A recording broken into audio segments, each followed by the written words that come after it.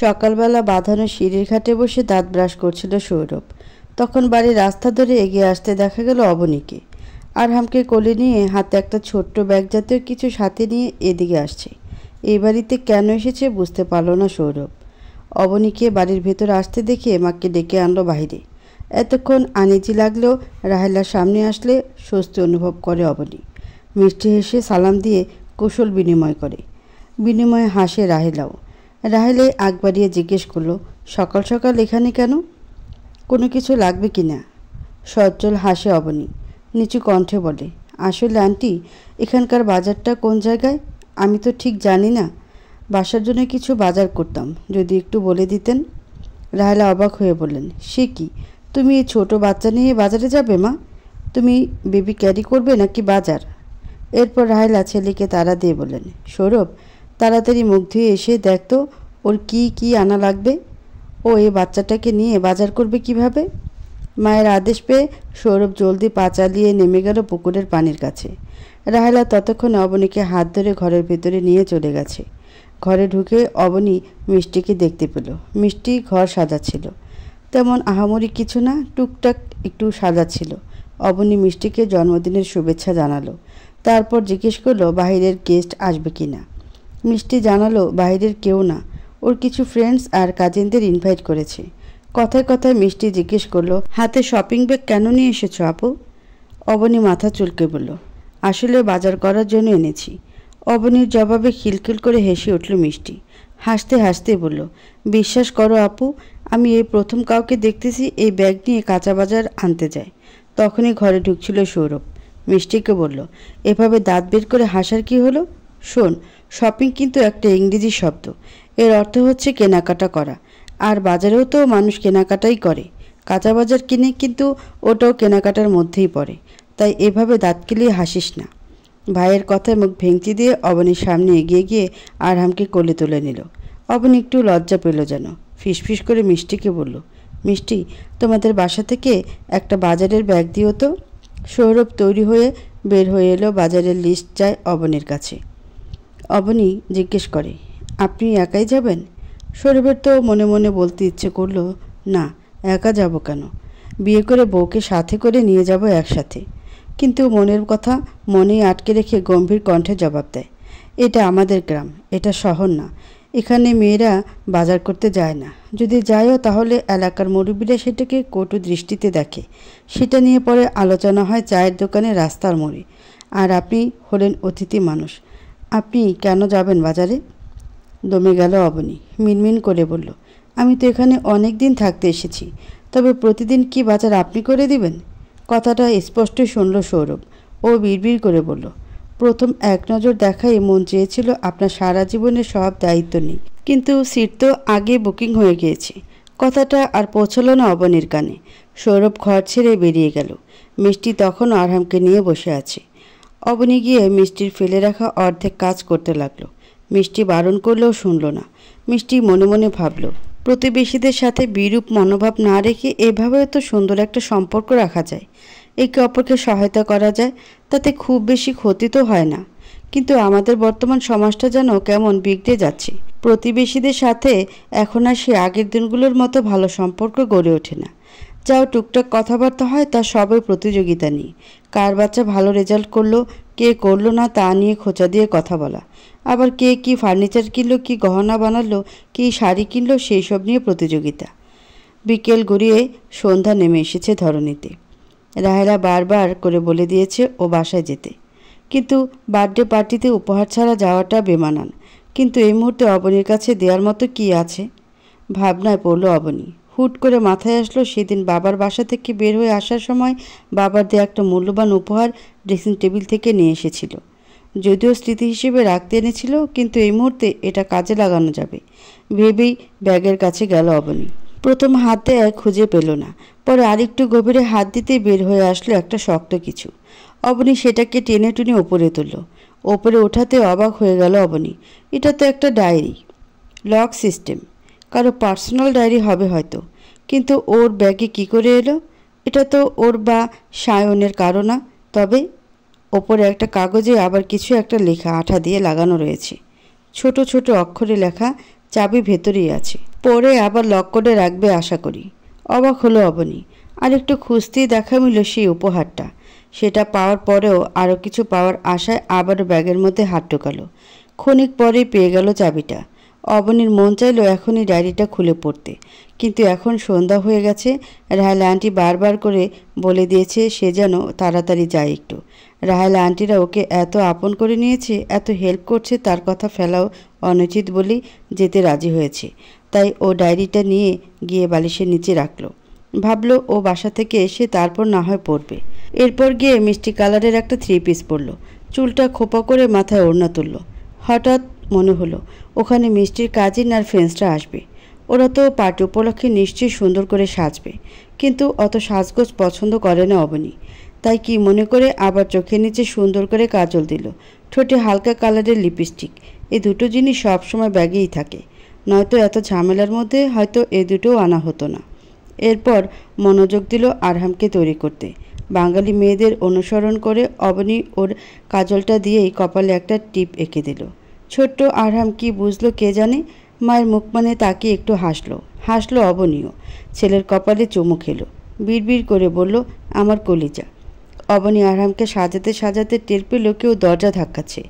উঠে গিয়ে দরজা খুলল, দেখতে পেল মিষ্টি হাসি মুখে দাঁড়িয়ে আছে। একটা বেবি পিঙ্ক কালার গাউন পরেছে, চুলগুলো ছেড়ে দিয়েছে, মুখে হালকা মেকআপের ছোঁয়াও লক্ষ্য করা যাচ্ছে। এই সাজে যেন অপূর্ব লাগছে ওকে। অবনী বলে ফেলল, তোমাকে ভীষণ প্রিটি লাগছে মিষ্টি। মিষ্টিকে মিষ্টি লাগছে।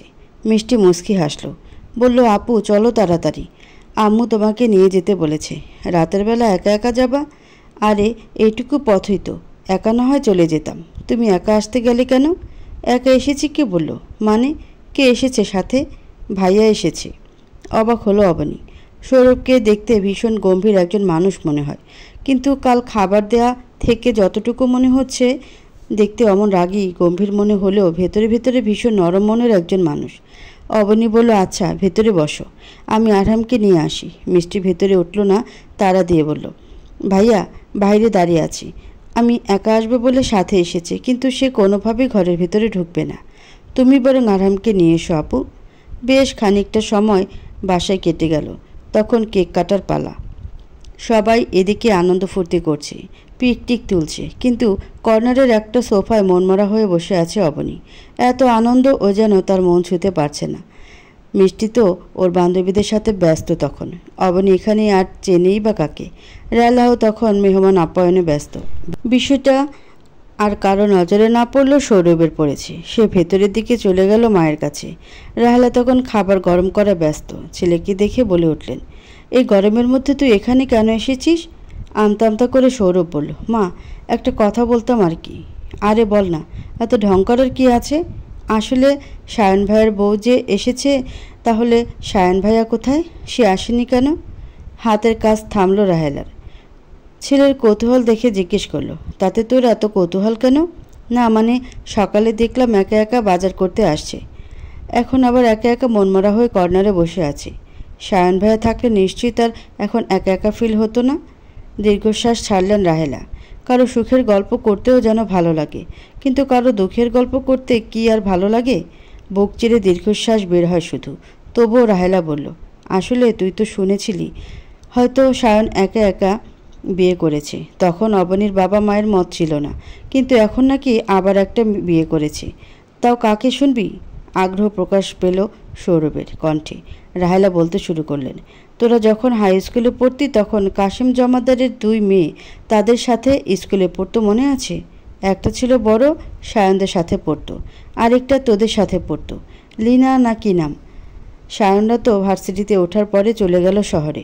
এরপর অবনীর সাথে পরিচয়। ভার্সিটিতে বসিয়ে গড়ে ওঠে প্রণয়। প্রণয়কে পরিণয়ে রূপ দিতে পালিয়ে যাওয়া, আবার এতদিন পর লিনার সাথে দেখা, তারপর লিনাকে বিয়ে করা। কি থেকে কি হয়ে গেছে আমি নিজেও বুঝতেছি না। মাঝখান থেকে কপাল পুড়ল মেয়েটার আর বাচ্চাটার। ওরা তো কোনো দোষ করেনি, আল্লাহ ওদের কেন শাস্তি দিচ্ছে? সায়নের এরকম কাণ্ডের কথা শুনে অবাক হলো সৌরভ, কিন্তু অবনীর এভাবে হওয়ার কথা শুনে কেন যেন সৌরভের ভীষণ খারাপ লাগছে। মাকে বলল, তা ঠিক বলেছ মা, তাদের কোনো দোষ নেই, কিন্তু মাঝে মাঝে পরিস্থিতি এমন হয়ে যায় দোষ না করেও অনেক নিরপরাধ শাস্তি পেয়ে যায়। এটা হচ্ছে নিয়তি। আবার নিয়তি তাদের জন্য হয়তো আরও ভালো কিছু রেখেছে। একটু থেমে সৌরভ তাড়া দিয়ে বলল, আচ্ছা তুমি না হয় খাবার গরম করো, রাত হয়ে যাচ্ছে বেশি, ওরা বাসায় ফিরবে তো। এদিকে বসে বসে ছটফট করছে অবনী। তার মন খারাপের আনন্দ সায়ন না। এত আনন্দ তার মন ছুঁতে পারছে না, কেননা তার মন পড়ে আছে সেই ডায়েরির মধ্যে। এই ডায়েরি কার? ওর কাছেই বা কেন দিল? ওকে কি কোনো ইঙ্গিত দিতে চাচ্ছে আগন্তুক? কোনো মতে মিষ্টিদের বাসা থেকে প্রোগ্রাম শেষ করে নিজ বাড়িতে ফিরবে অবনী। মিষ্টি বন্ধুদের সাথে আনন্দ করে এখন ক্লান্ত। রুমে এসে চেঞ্জ না করেই শুয়ে পড়েছে। রাহেলার হাতেও তখন অনেক কাজ। মেহমান বিদায়ের পরে সব কাজ গোছাতে ব্যস্ত রাহেলা। অন্য যে ফ্রেন্ডসরা এসেছিল তাদের বেশিরভাগেরই হয় বাবা না হয় ভাই এসে নিয়ে গিয়েছে। অবনী এখনও এক কোণে বসা। যদিও রাস্তার দূরত্ব খুব অল্প, কিন্তু এটা একটা অপরিচিত জায়গা, আবার রাতও হয়ে এসেছে। মনে মনে ভীষণ ভয় লাগলেও মুখে কিছু বলছে না অবনী। সৌরভের একবার মন চাইল গিয়ে বলতে চলুন আমি এগিয়ে দিই, কিন্তু যেচে পড়ে হেল্প করতে গেলে আবার শ্যাস্ত্র উপাধি না দিয়ে বসে। আরও বাজে কিছু উপাধিও দিতে পারে, বলা তো যায় না। মেয়ে মানুষের মন বলে কথা, তাই চুপ করে বসে রইল। মনে মনে হয়তো আশা করেছিল অবনী যেচে গিয়ে ওর কাছে সাহায্য চাইবে, কিন্তু সেরকম কিছুই হলো না। বরং অবনীও ঘাপটি মেরে চুপচাপ একপাশে বসে রইল। সৌরভ বিড়বিড় করে বলল, ভালোই তারা মেয়ে তো, ভাঙবে তবু মচকাবে না। অবশেষে অপেক্ষার অবসান হলো রাহেলার আগমনে। তিনি সৌরভকে বললেন একটু এগিয়ে দেওয়ার জন্য। কথাটা বলে রাহেলা ভেতরে চলে গেল। দাঁড়িয়ে রইল অবনী। আসলে একা একা রাতে একটা ছেলে মানুষের সাথে যেতে আনকমফোর্ট লাগছে। সৌরভ যেন মন পড়তে পারে এমনভাবে বলল, মিস অবনী, আপনি আমাকে 99% বিশ্বাস করতে পারেন, বাকি 1% বলবো না, কারণ কেউ কখনো একদম পাক্কা 100% বিশ্বাস রাখতে পারে না। মুখে যদিও বলে কিন্তু তা পারে না, তবে আমি একদম 99% রাখতে পারেন। আমার দ্বারা আপনার কোনোদিন ক্ষতি না হোক, তবে আপনার যে কোনো প্রয়োজনে সাহায্য করতে আমার সমস্যা নেই। সৌরভের কথায় খানিক লজ্জা পেল অবনী। সৌরভ ওর মনের কথা একদম বুঝে গেল। আর কি ভাবছে ওকে ভেবেই লজ্জায় মাথা নোয়ালো। অবশেষে অন্ধকার হাতরে টিপ টিপ আলো জ্বালিয়ে দুজন অপরিচিতা চলল তাদের গন্তব্যে। কারো মুখে কোনো কথা নেই। কি কথা বলবে বা কি বলা উচিত তা যেন খুঁজে পেল না। অবশেষে নীরবেই কয়েক মিনিটের পথ অতিক্রম করলো দুজন। বাসার ভেতরে যাওয়ার পর ভদ্রতার খাতিরে অবনী বলল, ভেতরে বসেন ভাইয়া। কিন্তু সাথে সাথে প্রস্তাব নাকচ করল সৌরভ। বলল, আপনি একা থাকেন, সাবধানে থাকবেন, দরজা খুলবেন না। আর মায়ের কাছে শুনলাম ফ্যান মোটর আরও কী যেন সমস্যা, কাল মিস্ত্রিকে বলে দিয়ে যাব, এসে ঠিক করে দিবে। বড় দরজা ভালো করে আটকে রাখবেন। কথাটা বলে আর দাঁড়ালো না সৌরভ। কিন্তু এই স্বল্প সময়ের ব্যবহার যেন মুগ্ধ করল অবনীকে। কি সুন্দর করে নিজের পাশাপাশি আশেপাশের মানুষেরও খেয়াল রাখতে হয় তা যেন সৌরভ খুব ভালোভাবে আয়ত্ত করেছে। এত কিছু চিন্তা করার সময় নেই এখন হাতে। তাড়াতাড়ি দরজা আটকে দিয়ে রুমে চলে গেল অবনী। আরহাম তখন মায়ের বুকের সাথে মিশে ঘুমিয়ে আছে। বিছানা ঠিক করে আরহামকে শোয়ালো সেখানে। দক্ষিণ দিকের জানালাটা একটু ফাঁকা করে দিল। তা দিয়ে দক্ষিণা হাওয়া আসতে লাগলো ভেতরের দিকে। আরহামকে ঠিক করে রেখে তাড়াতাড়ি ড্রেস পাল্টে হাত মুখে পানি দিয়ে আসলো অবনী। এরপর 2টা মোম আর দেয়াশলাই নিয়ে এসে খাটের পাশে টুল পাতিয়ে বসলো। মনে মনে বলল, এই মোম দিয়েই ডায়েরিটা পড়া শেষ করতে হবে। আর যেন ধৈর্য ধরতে পারছিল না। অবশেষে রাতের ঘুমকে বিদায় জানিয়ে ডায়েরি নিয়ে বসলো অবনী। অবনী জানেও না এর মধ্যে কী তিক্ত সত্য লেখা রয়েছে। ডায়েরিটা চাবি দিয়ে খুলতেই উপরের পৃষ্ঠায় লীনা নামটা জ্বলজ্বল করছে। চমকালো অবনী। লীনা কেন ওর ডায়েরি এখানে রেখেছে ভেবে পেল না অবনী। তাড়াহুড়ো করে উল্টাতে লাগলো পৃষ্ঠাগুলো। প্রথম দিকে পৃষ্ঠাগুলো সব ফাঁকা। তারপরও সামনের দিকে উল্টাতে লাগলো পৃষ্ঠা। কয়েক পেজ যেতেই কিছু লেখা নজর এলো। ফ্ল্যাশব্যাক। রূপকথা হাই স্কুল অ্যান্ড কলেজ। রূপক অর্থে। আমাদের 2 বোনের অ্যাডমিশন এক স্কুলেই হয়েছে। বড় আপু ত্রিনা আমার চেয়ে 1 বছরের সিনিয়র ছিল। আমি যখন স্কুলে যাই তখন ওর অলরেডি স্কুলে ওদের বছর পেরিয়ে গিয়েছে। কিছু বন্ধুবান্ধবও হয়েছে। একটা গ্যাংয়ের মতো ছিল ওদের। সেখানে 5 জন সদস্য ছিল ওরা। সায়ন ভাইয়া, রিফাত ভাইয়া, নাবিন ভাইয়া, ত্রিনা আপু আর রূপা আপু। ওদের মধ্যে বন্ডিং ভালোই ছিল বলতে গেলে। আমি যখন স্কুলে যাই তখন দেখতে খুব পিচি আর আদুরে ছিলাম। বড় আপুর বন্ধু হওয়ার সুবাদে ওদের সাথে আমারও খুব ভালো একটা সম্পর্ক ছিল। ওরা অনেক আদর করতো আমাকে। ছোটবেলার দিনগুলো ভীষণ সুন্দর ছিল। আমি ওদের থেকে ছোট হলেও ধীরে ধীরে খুব ভালো একটা বন্ডিং তৈরি হয়ে গিয়েছিল। দিন পেরিয়ে বছর ঘুরল, ওদের সাথে সম্পর্ক আরও ভালো হয়ে উঠল। তখন ওদের বন্ধুত্ব ছিল হৃদয়ে কম্পন ধরনের মতো। ছেলে মেয়ে বন্ধু হতেই পারে, যদিও বাবা মা ছোটবেলায় অনেক করে বোঝাতো ছেলে বন্ধু না বানাতে, তবুও ওই যে ছেলে মেয়ের সমান অধিকার, আমরা বন্ধু কেন হতে পারবো না, এটা ভেবে আপও মিশেছে ওদের সাথে। কিন্তু কখনো ঘূর্ণাক্ষরও টের পায়নি এই বন্ধুত্বে একদিন ওদের কাল হয়ে দাঁড়াবে। সে কথা পরে বলছি, আগে অন্য কথাটা বলি। দেখতে দেখতে অনেকগুলো বছর পেরিয়েছিল। আমি তখন 11-এ, আপুরা তখন 12-এ উঠে গেছে। সামনে বোর্ড এক্সাম, পড়াশোনার ভীষণ ব্যস্ততা ওদের। অনেকগুলো টিচারের কাছে প্রাইভেট পড়ে, দৌড়াদৌড়ির মধ্যে ওদের লাইফ কাটছে। সব বন্ধুদের মধ্যে সায়ন ভাইয়ের নজর আমার দিকে একটু ভিন্ন ছিল। ছোট হলেও অতটা ছোট ছিলাম না, মোটামুটি বুঝতাম সব কিছুই। সায়ন ভাই যে আমাকে একটু একটু পছন্দ করতে শুরু করেছে তা আমি বেশ ভালোই বুঝেছিলাম। আপু সুবাদে প্রায় প্রতিদিনই আমাদের দেখা হতো। ধীরে ধীরে আমারও ভালো লাগতে শুরু করেছিল সায়ন ভাইকে। বিষয়টা ভালো লাগা অবধি সীমাবদ্ধ ছিল। তখন কলেজে রুমেল স্যার নামে এক টিচার ছিল, তার কাছে ওরা ফিজিক্স পড়তো। স্যারের অনেকগুলো ব্যাচ ছিল, এর মধ্যে ওরা ছিল না। ওরা স্যারকে আলাদাভাবে রিকোয়েস্ট করে পড়ানোর জন্য। স্যারের হাতে সময় নেই তখন, তবুও অনেক রিকোয়েস্টের পর রাজি হয়, কিন্তু সময় মেলাতে পারে না। তারপর ঠিক হয় একদম সন্ধ্যার আগে ওদের পড়াবে। পড়াতে পড়াতে আজান দিয়ে দিত। বাসা একটু দূরে হওয়ার কারণে আমি আইসিটি পড়ে রুমেল স্যারের ব্যাচের ওখানে বসে থাকতাম, আপুর যাতে একা আসতে না হয় সেজন্য। আর স্যার পড়াতো কলেজের পেছনেই একটা বাসা ভাড়া নিয়ে সেখানে বসে। তার আশেপাশে কোনো বাড়িঘরও ছিল না। তো এরকম এক ঝড়ের দিনের ঘটনা। ওদের তখন টেস্ট পরীক্ষা চলমান, পরের দিনের ফিজিক্স পরীক্ষা।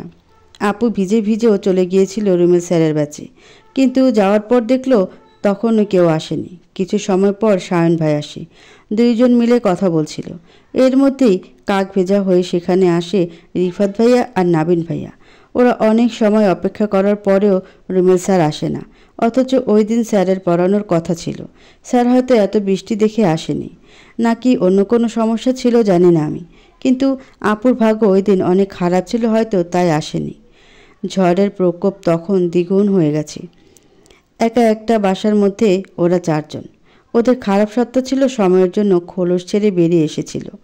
সেদিন ওরা ভুলে গিয়েছিল বন্ধুত্বের সংজ্ঞা, হয়ে উঠেছিল নরপিশাচ। ওরা কিভাবে বন্ধুত্বের মতো এত সুন্দর একটা সম্পর্ককে পৌরসত্তার তাড়নায় ভুলে গিয়ে কুকুরের মতো ছিলে খুবলে খেয়েছিল, সেদিন তৃণাপুর আত্মচিৎকার কানে যায়নি ওদের। চোখের পানি নজরে পড়েনি, মন গলেনি ওদের। একটা সুন্দর বন্ধুত্বের সমাপ্তি ঘটেছিল ওই ঝড়ের রাতে। ওরা যদি ওই রাতে আমার বোনটাকে বাঁচতে দিত, তাহলে হয়তো আমার বোনটা আত্মহত্যার পথ বেছে নিত। কিন্তু ওরা তো ছাড়ই দিল না আমার আপাটাকে। আমার কলিজা ছিল আমার আপা, আমার কলিজা ছিঁড়ে নিয়ে গেছে ওরা ওই দিন।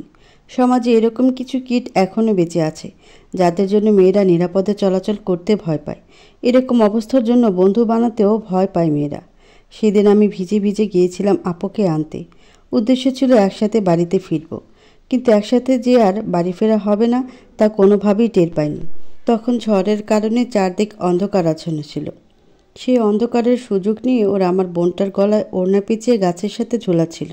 সে কাজটা করেছিল সেই পুরুষটা যাকে একটু একটু করে মনে ঠাঁই দিতে শুরু করেছিলাম। আমার পায়ের নিচের মাটি ফাঁক হয়ে যাচ্ছিল।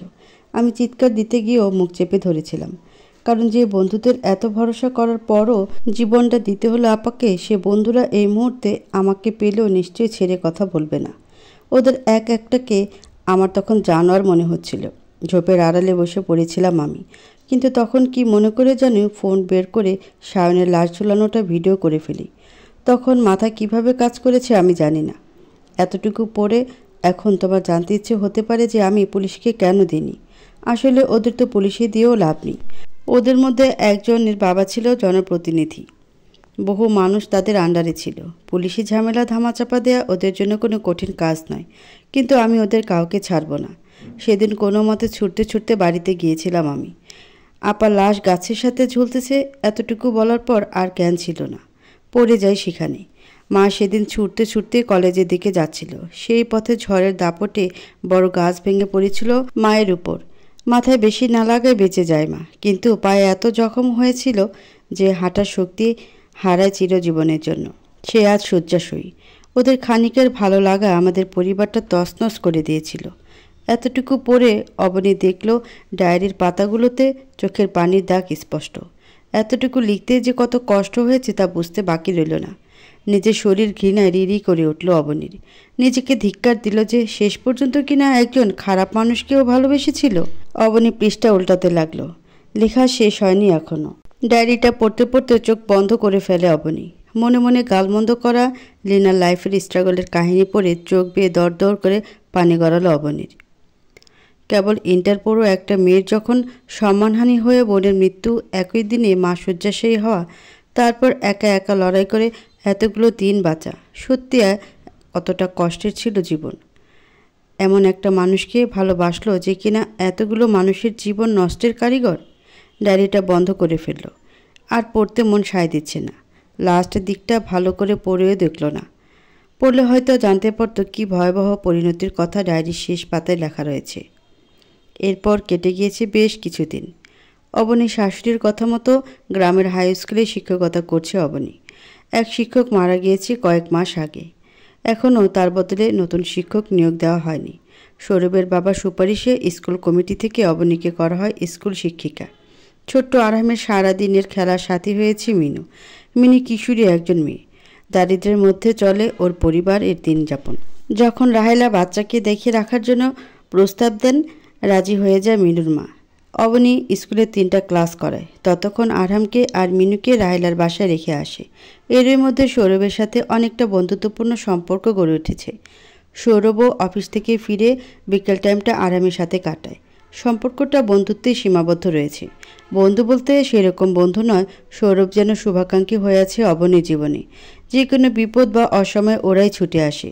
সৌরভ মনে মনে কিছু একটা ভাবলেও সামনে আগাতে সাহস পাচ্ছে না। পাছে লোকে কিছু বলে এই ভয়ে মূলত। গ্রামের মানুষ এই বিষয়টা মোটেও সহজভাবে নেবে না। আর এসব ভালোবাসা ভরসার বিষয়ে অবনী একদম উদাসীন। কথায় আছে না, ঘর পোকা গরু সিঁদুর মেঘ দেখলেও ভয় পায়। অবনী কেন যেন ওই বাড়ি, সায়ন বা লীনা কারো সম্পর্কে আর ভাবতে চায় না। লীনা যা মন চায় করুক অবনীর, তাতে কোনো আপত্তি নেই। এরকম একটা মানুষের অবশ্যই শাস্তি পাওয়া উচিত। অবনীর মা বাবা অনেক জোরাজুরি করে ঠিকানা নিয়েছেন সাহেলার কাছ থেকে। শিউলি বেগম গ্রামে এসে মেয়ের অবস্থা দেখে কান্নাকাটি করেছেন প্রচুর। নিয়ে যেতে চেয়েছেন সাথে করে, কিন্তু অবনী যেতে নারাজ। ওই শহরকে বিষাক্ত লাগে অবনীর কাছে। আর শহরের বাতাসকে মনে হয় বিষাক্ত ধোঁয়া, যাতে নিঃশ্বাস নিতে গেলে দম বন্ধ লাগে। রেগে শিউলি বেগম অবনীকে বেফাস কথাবার্তা বলে ফেলল, যা কিনা আঘাত হানে আত্মসম্মানে। সব দোষী অবনীর ছিল। তারা নাকি এখন শুধু শুধু ভোগান্তিতে পড়েছেন ওর জন্য। মায়ের কান্নাকাটিতে যাও একটু নরম হয়েছিল, কথাগুলো যেন তীরের মতো বিধে শরীরে। অবনী এরপর একদম না করে দেয়, যাবে না মানে যাবে না। সময় এভাবেই পড়েছিল। মিনুকে এক পাশে দিয়ে মাঝখানে আরহামকে রেখে আরেক পাশে শোয় অবনী। রাত তখন গভীর। দরজায় ধুমধাম করাঘাতের শব্দ। ঘুম ভেঙে যায় অবনীর। ধরফুরিয়ে উঠে বসে বিছানায়। প্রথমে ভাবে হয়তো মনের ভুল ছিল। বেডসাইড থেকে পানির গ্লাস নিয়ে পানিটা শেষ করে অবনী। পুনরায় দরজায় সেই করাঘাতের শব্দ।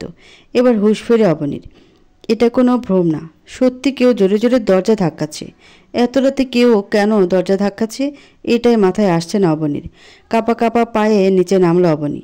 ধীরে ধীরে লাইট অন করে এগিয়ে গেল দরজার দিকে। মনকে শক্ত করে জিজ্ঞেস করলো, কে ওখানে? প্রথমবার কোনো সাড়া পাওয়া গেল না। পরবর্তীতে আবার জিজ্ঞেস করলে ওপাশ থেকে জবাব এলো, অবনী, আমি সায়ন। দরজা খোলো প্লিজ। পা থমকে গেল অবনীর। কণ্ঠনালী অসাড় হয়ে এলো। সায়নের কণ্ঠে ব্যস্ততা, দরজা খোলার তাড়া। কণ্ঠ চিনতে ভুল না হলেও ভয় কাটল না অবনীর। সামনের দিকে থাকা জানালার একটা পাট খুলে দেখে শিওর হলো অবনী। সাদা পাঞ্জাবি পরিহিত অবস্থায় দাঁড়িয়ে আছে সায়ন। এই মুহূর্তে সায়নকে দেখেও যেন বেশ ভয় লাগছে অবনীর কাছে। সায়নকে দেখতে ভয়ঙ্কর লাগছে মোটেই অমন না, কিন্তু করা অতীতের কীর্তিগুলো চোখের সামনে হানা দিচ্ছে। সায়ন অনবরত দরজা ধাক্কা দিয়েই যাচ্ছে। অবশেষে বাধ্য হয়ে দরজা খোলে অবনী। হুড়মুড় করে ভেতরে ঢুকে সায়ন, যেন একটা ঝড়ের ঝাপটা এসে ঢুকেছে। ভয়ে সিটিয়ে যায় অবনী। যদিও মানুষটা একসময় তার স্বামী ছিল, কিন্তু এখন তার সাথে সেই সম্পর্কটা নেই। তারপর পরিচয় জানার পর ভয়ের মাত্রা দ্বিগুণ বেড়ে গিয়েছে। এতক্ষণে অবনীর খেয়াল হলো সায়নের দিকে। সায়নের সাদা পাঞ্জাবিতে সারা জায়গায় রক্ত মেখে আছে, লেপ্টে নেই। রক্তের ফোঁটা ছিটে উঠলে যেমন হয় তেমন। ভয়ে অন্তরাত্মা কেঁপে ওঠে অবনীর। গলা বাড়িয়ে চিৎকার করতে গেলে মুখ চেপে ধরে সায়ন। মুখ থেকে কেবল গঙ্গানির ওম ওম শব্দ হচ্ছে। সায়ন অবনীকে নিজের সাথে ঝাপটে ধরে ফিসফিস করে বলে, চেঁচিও নবনী, আমি তোমাদের কোনো ক্ষতি করতে আসিনি। আমি একটা নজর আমার সন্তানকে দেখতে এসেছি। এই শেষবার বিশ্বাস করো, আর কখনো আসবো না। রক্তগুলো শুকিয়ে গিয়েছিল, কিন্তু তার একটা বিচ্ছিরি গন্ধে চারদিক ভরে গিয়েছিল। পেট মোচড় দিয়ে গলগল করে বমি করে দেয় অবনী। সায়ন সরে আসে অবনীর থেকে। সায়ন জিজ্ঞেস করে, অবনী, ওয়াশরুম কোথায় বলো তো? পানি নিয়ে আসি, সব ক্লিন করে দিই। হাতের ইশারায় ওয়াশরুম দেখিয়ে দেয় অবনী। এলোমেলো পা ফেলে সেখান থেকে ওয়াশরুমের দিকে যায় সায়ন। নেতিয়ে যাওয়া শরীরটা নিয়েই পেছন পেছনে ছোটে অবনী। সায়ন যখন ট্যাপ ছেড়ে বালতিতে পানি ভর্তি করছিল, তখনই পেছন থেকে জোরে একটা শব্দ হয়। সায়ন তৎক্ষণাৎ পেছনে ঘুরে। অবনী দরজা বন্ধ করে ফেলেছে। পেছন ঘিরে দরজায় ধাক্কা শুরু করলো সায়ন, কিন্তু সিটকিনি ততক্ষণে তুলে দিয়েছে। সায়নের বাবা এই বাড়ির প্রতিটা দরজায় লোহার দরজা লাগিয়েছিল। ওয়াশরুমের দরজায় ধাক্কা দিয়ে কোনো সুবিধা করতে পারল না সায়ন। এদিকে রুমের মধ্যে এ মাথা থেকে ও মাথা পায়চারি করছে অবনী। কি করবে ভেবে পাচ্ছে না।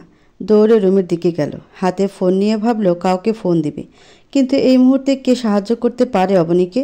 চট করে সৌরভের নামটা মাথায় এলো। ফোন দিতে গিয়ে ও দিতে পারল না। কথা বলে না, বিপদ যখন আসে একদম চারদিক দিয়ে আসে। তাই হয়েছে অবনীর ক্ষেত্রে। ফোনে ব্যালেন্স নেই। মনে হলো ডাটা প্যাক কেনা আছে ফোনে। ফোনের ডাটা অন করলো অবনী। উদ্দেশ্য শাশুড়িকে হোয়াটসঅ্যাপে ফোন দেওয়া। সায়ন এরকম অবস্থায় কেন তা জানতে হবে আগে। কিন্তু ডাটা অন করতেই শাশুড়ির ফোন থেকে টুং করে মেসেজ ঢোকার আওয়াজ হলো। একটা লিঙ্ক পাঠিয়েছে তিনি। কিসের লিঙ্ক দেখতে কাপা হাতে ক্লিক করে অবনী। নিউজ চ্যানেল একটা। হেডলাইনে বড় বড় করে লেখা, পাহাড়ি এলাকায় ঘুরতে এসে 4 বন্ধুর মধ্যে 3 জন নিহত, একজনকে এখনও খুঁজে পাওয়া যায়নি। বিস্তারিত পড়তে থাকে অবনী। যতই পড়ছে শরীর বেয়ে দরদর করে ঘাম বেরোচ্ছে। বর্তমান সময়টা এমন হয়ে গিয়েছে, আমরা প্রায়ই শুনছি এই মার্ডার কাহিনী। দেখিয়ে 2-1 বার হা হুতাশ করা ছাড়া আমাদের হাতে যেন কিছুই করার নেই। সেরকম একটা নিউজ হলে হয়তো অবনীর কম্পন সৃষ্টি হতো না, কিন্তু অবনীর ধারণা এটা সায়ন লীনা রিলেটেড ঘটনা। বিস্তারিত পড়ে অবনীর নাম দেখে তো একদম শকড হয়ে যায়। যা ধারণা করেছিল ঠিক তাই হয়েছে। রিফাত, লীনা বা নাবিন কেউ বেঁচে নেই। সায়ন একটা খুনি, ভয়ঙ্কর খুনি। অবনী কেন কিছু না ভেবে এই রাতের অন্ধকারে ছোটে সৌরভদের বাড়ি থেকে। সেখানে গিয়ে পাগলের মতো দরজা ধাক্কাতে থাকে। রাহেলা ব্যস্ত পায়ে দরজা খোলে। উদ্ভ্রান্তের মতো অবনীকে দেখে হকচকিয়ে যান তিনি। তিনি ডেকে তোলেন সৌরভকেও। মিষ্টি বাড়িতে নেই। ওর এসএসসি শেষ হয়ে গেছে, তাই ছুটি কাটাতে নানা বাড়ি গিয়েছে। বাসায় সৌরভই ছিল শুধু। ঘুম থেকে উঠে কোনো মতে শরীরের উপর তোয়ালে জড়িয়ে নেমে আসে। অবনীকে ছটফট করতে দেখে জানতে চায় কি হয়েছে। রাহেলা ধমক দেয়, বলে বুঝতে পারছিস না ও কিছু একটা দেখে ভয় পাচ্ছে ভীষণ। তারপর মাথায় আস্তে আস্তে হাত বুলিয়ে বলে কি হয়েছে। অবনী হাঁপাতে হাঁপাতে সায়নের বাসায় আসা থেকে পাহাড়ি ঢালুতে খুন অবধি সব বলল। সৌরভ কল করল পুলিশকে। পুলিশ ছাড়া এসব জায়গায় কিছু করার মতো বোকা না সৌরভ। অবনীকে বাহাবা দিতে ভুলল না। বুদ্ধি করে ওয়াশরুমে বন্দি করেছে বলে এরকম এক ভয়ানক খুনি আজ ধরা পড়বে। মিনিট 20 দূরত্বে রয়েছে থানা। সেখান থেকে পুলিশ আসতে আসতে অবনীরা বাসার সামনে এসে অপেক্ষা করছিল। পুলিশ যখন আসে তখন অবনীকে দেখাতে বলে আসামি কোথায় আছে। অবনী দেখিয়ে দিলে কয়েকজন পুলিশও অতি সাবধানতার সাথে দরজার সিটকিনি খোলে অফিসার। ভেতরে মুখ দিয়ে হন্তদন্ত হয়ে ভেতরে ঢোকে সে। কী হয়েছে দেখতে মুখ উঁচু করে অবনী, কিন্তু সামনের দৃশ্য দেখার জন্য মোটেও প্রস্তুত ছিল না। ওয়াশরুমের ফ্লোরে রক্তের ফোয়ারা বইছে। সামনে থেকে এত রক্ত দেখে মাথা যেন ঘুরে গেল। মাথা চেপে চিৎকার করে উঠল অবনী। পুলিশ অফিসার জানালো he is no more. Police ভেতরে ঢুকে দেখতে পায় আয়নার কাঁচ ভাঙা। হাত দিয়ে ঘুষি দিয়ে কাঁচ ভেঙেছে, আর সেই কাঁচ দিয়েই গলা কেটেছে তা বেশ বুঝতে পারছে পুলিশ। কিন্তু এরকম গা হিম করা দৃশ্য দেখে গা ছমছম করছে উপস্থিত প্রতিটা মানুষের। একটা মানুষ কতটা ভয়ানক সাহসী হলে নিজের গলা কাটতে পারে? অবস্থা দেখে তো অবনী মূর্ছা যায়। রাহেলা অবনীকে টেনে সরায় ওখান থেকে। রাহেলা নিজেরও তো মাথা ঘুরছে এসব দেখে। পুলিশ হাতের মধ্যে এক টুকরো রক্তে মাখা চিরকুট পেল। সেখানে লেখা আছে বুক পকেটে একটা চিরকুট আছে, যেটা একান্তই অবনীর। এটা যেন অন্য কেউ না দেখে, ইভেন আপন লোকেরাও না। আরও লেখা আছে সেখানে তার ফোনে একটা ভিডিও করা আছে, এটা যেন সবাই দেখে।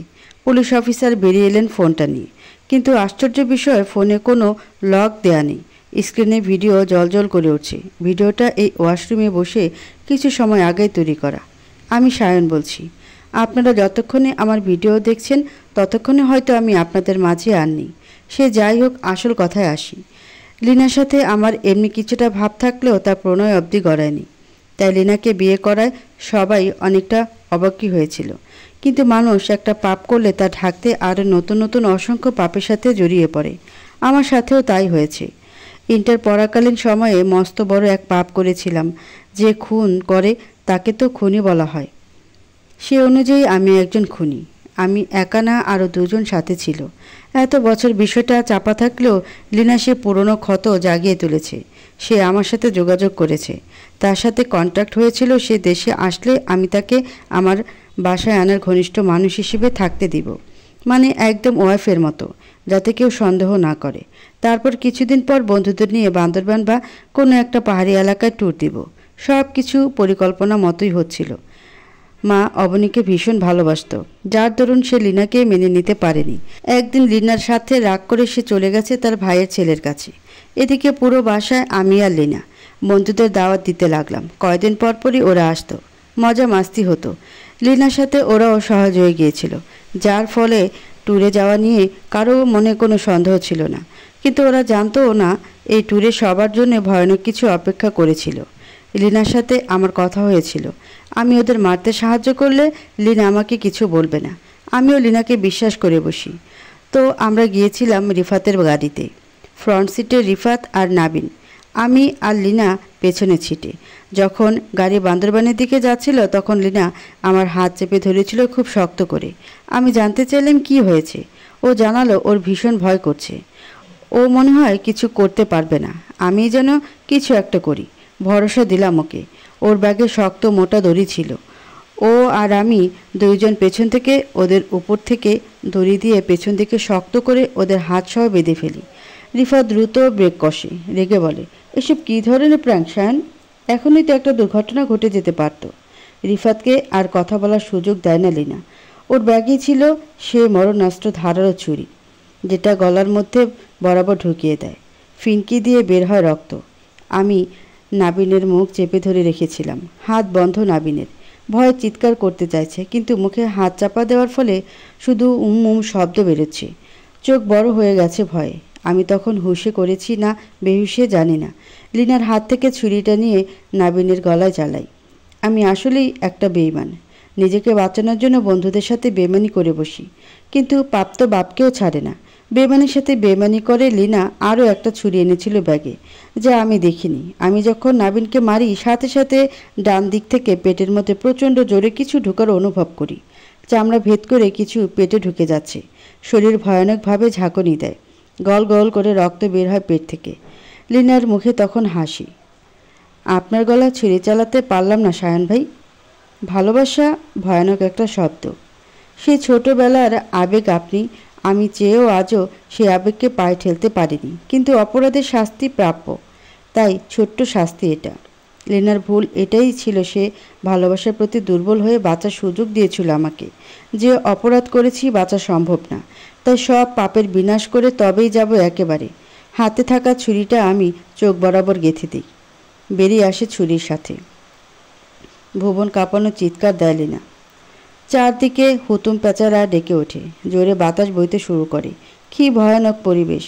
এ যেন মানুষ হত্যার খেলা চলছে, মরণ খেলা। এ যেন পরিবেশ থমথমে হয়ে গেছে। এই নিষ্ঠুরতম মৃত্যু যেন প্রকৃতিরও সহ্য হচ্ছে না, তাই তো এমন অশান্ত হয়ে গেছে।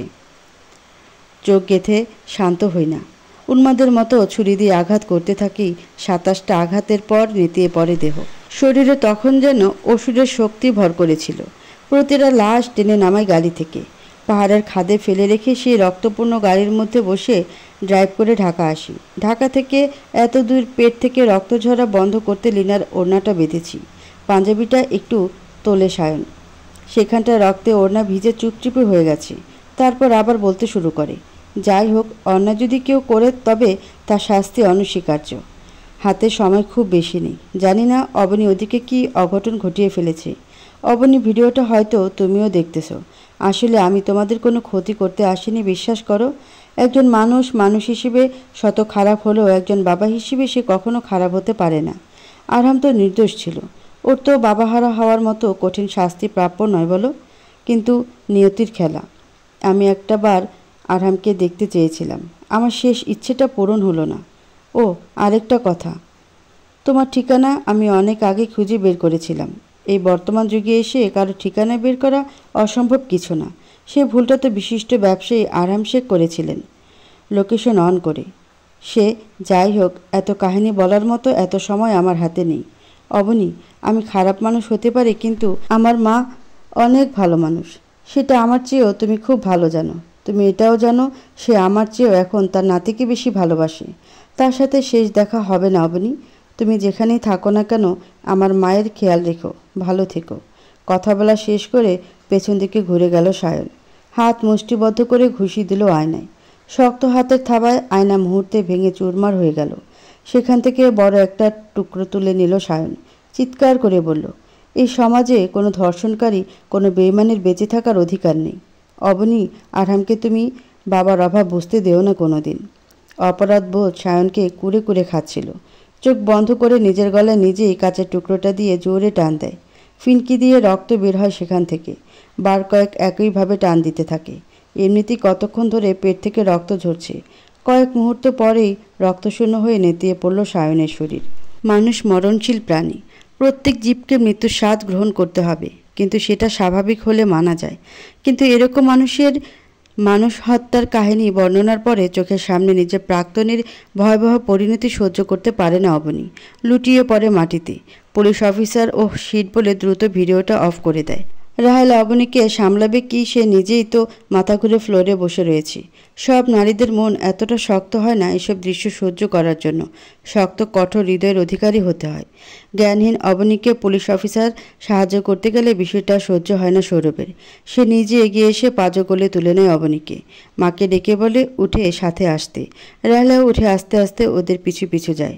অবনীর রুমে নিয়ে অবনীকে শোয়ানো হয়। শিউরে বসে জ্ঞান ফেরার অপেক্ষা করতে থাকে সৌরভ। কিন্তু কয়েক মুহূর্ত পরও জ্ঞান ফিরে না আসলে মুখে পানি ছিটা দেয়, কিন্তু কাজের কাজ কিছুই হয় না। অবনীর শরীর কোনো রেসপন্স করছে না। কয়েক মুহূর্ত পেরিয়ে ঘড়ির কাঁটা ঘন্টার ঘর ছুঁয়ে ফেলল, অথচ জ্ঞান ফেরার নাম তো নেই, বরং শরীরের তাপমাত্রা হু হু করে বেড়ে গেছে। এদিকে ছেলের মৃত্যুর খবর দেওয়া হয়নি সাহেলাকে। সাহেলা জানে সায়নকে পুলিশ খুঁজছে। আরমান শেখ জানিয়েছে অবনী অনেক অসুস্থ, তাই সাহেলাকে সাথে নিয়ে গ্রামের উদ্দেশ্যে যায় তারা। বাইরে ফজরের আজানধ্বনি শুনতে পাওয়া যাচ্ছে। গাছে গাছে পাখির কলরব শোনা যাচ্ছে। ভোরের আলো ফুটতে শুরু করেছে ধীরে ধীরে। আজানের ধ্বনি কানে যেতেই ঘুম ভাঙল সৌরভের। সারা রাত ঘুমাতে পারেনি। এত ঝামেলার পর পুলিশ যখন লাশ নিয়ে চলে যায়, তখন অবনীর রুমের বাইরে ফ্লোরে বসে অপেক্ষা করতে থাকে জ্ঞান ফেরার। রাহেলা রুমের মধ্যে অবনীর পাশে শুয়েছিল। এখানে বসে অপেক্ষা করতে করতে কখন চোখ লেগে এসেছিল বুঝতেই পারেনি। ঘুম ভাঙতে উঠে ছুটল রুমের দিকে। ছোট্ট বাচ্চাটা কান্না করতেছে জোরে জোরে। রাহেলা বাচ্চাটা কোলে নিয়ে পায়চারি করছে, কিন্তু কোনোভাবেই থামাতে পারছে না। সৌরভ জানতে চাইল, মা, অবনীর কি জ্ঞান ফিরেছে? না রে বাপ, এখনও তো কোনো নড়চড় নেই। কি হলো বুঝতেও পারতেছি না। ডাক্তারের কাছে নেব কি না দেখো তো। মা, ওর বাবা মা আসতেছে, আমরা তাদের জন্য অপেক্ষা করি। তারা যা বলে তাই হবে। আচ্ছা দেখ তাহলে কি হয়। সকাল হয়। আরমান শেখ এসে পৌঁছালো সাহেলা আর শিউলি বেগমকে নিয়ে। বাড়িতে তখন মানুষ গিজগিজ করছে। সুইসাইডের খবর পাঁচকান হতে বেশি সময় লাগেনি। অনেকে এসেছে দেখার জন্য। এরকম বিষয়ে মানুষের আগ্রহ যেন একটু বেশি। কিন্তু লাশ তো পুলিশ রাতেই নিয়ে গেছে। এদিকে সাহেলা কেমন যেন নির্জীব হয়ে বসে আছে। কেউ কিছু জিজ্ঞেস করলেও কথা বলছে না। এরকম ভয়াবহ মৃত্যুর ঘটনা শুনে পড়শির চোখ থেকেও দুফোঁটা জল গড়ায়। অথচ সায়নের মা হয়েও তিনি কেমন নির্জীব। বিষয়টা নিয়ে আশেপাশে ফিসফাস্য শুরু হয়ে গেছে। কিন্তু পড়শি কি আর বোঝে সন্তানের দরদ? যার সন্তান দুনিয়ার বুক থেকে বিদায় নিয়েছে সেই জানে এই বেদনা কতটা ভয়াবহ হতে পারে। আরহামের কান্না যেন থামছেই না।